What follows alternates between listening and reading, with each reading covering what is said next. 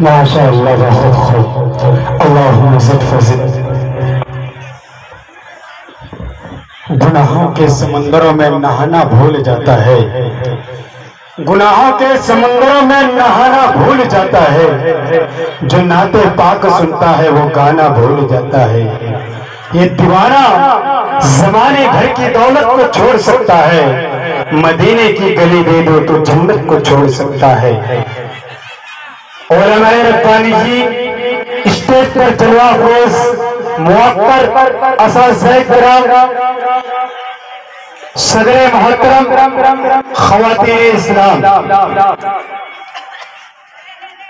آپ حضرات کے سامنے سب سے پہلی بات میں یہ رکھنا چاہتا ہوں کہ آج دنیا میں نہ جانے کس طرح سے، خاص کر ہمارے علاقے میں، ہمارے سماج میں، ہمارے گاؤں میں کہ نوجوان اور بھی کچھ اس طرح سے صرف نوجوان ہی نہیں بلکہ عمر دراز بھی اس میں شریک ہوتے ہیں، اور ڈی جے کا، آرکیسٹرا کا اور قوالی کا، گیت گانوں کا محفل سجاتے ہیں۔ لیکن قربان جائیے جناب عبدالغفار صاحب پر کہ انہوں نے ان سبوں کو چھوڑ کر ایک مجلس، ایک دین کا مجلس انہوں نے منعقد کیا۔ اللہ تعالیٰ ان کو جزائے خیر عطا فرمائے۔ میں تو زیادہ کچھ نہیں کہنا چاہتا ہوں، بس ایک شعر سے ان کو مجھے دل سے دعائیں نکل رہی ہے، بس یہی کہنا چاہتا ہوں کہ خوشی دینا کبھی ماتم نہ دینا، خوشی دینا صرف میں نہیں بلکہ تمام علماء کرام کی طرف سے یہ شعر میں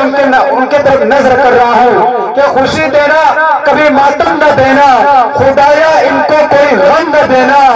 مسرت شادمانی مسکراہٹ انہیں زیادہ ہی دینا، کبھی کم نہ دینا۔ آئیے میرے دوستو، ہم سب نبی اکرم صلی اللہ علیہ وسلم کے بارگاہ میں نذرانہ عقیدت پیش کریں۔ اللہم صلی علی سیدنا محمد النبی الامی وعلی آلہ وسلم تسلیما۔ حضور صلی اللہ علیہ وسلم تشریف لائے، آپ کی ولادت ہوئی، آپ کا میلاد ہوا، لیکن سنو، ساری دھرتی سے اللہ نے عرب کو چنا، عرب سے حجاز کو چنا، حجاز سے مکے کو چنا، مکے سے بیت اللہ کو چنا، بیت اللہ کے قریب عبداللہ کے گھر کا انتخاب فرمایا، وہاں اپنے محبوب کو مبعوث فرمایا۔ پھر اللہ تبارک و تعالیٰ نے قرآن میں قسمیں اٹھائی، والتین والزیتون وطور سینین، یہی پر بس نہیں، قرآن کریم کا نقشہ اٹھا کر دیکھو، علماء اسٹیج پر تشریف رکھتے ہیں۔ اللہ تبارک و تعالیٰ نے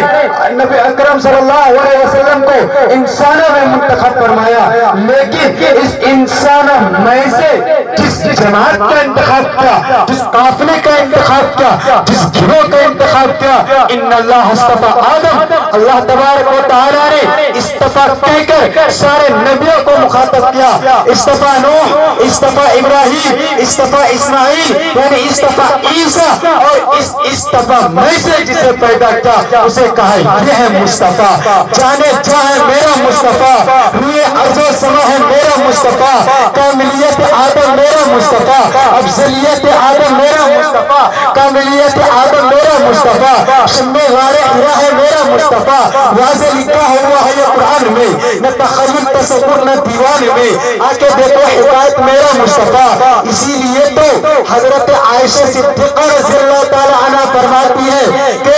حضرت یوسف علیہ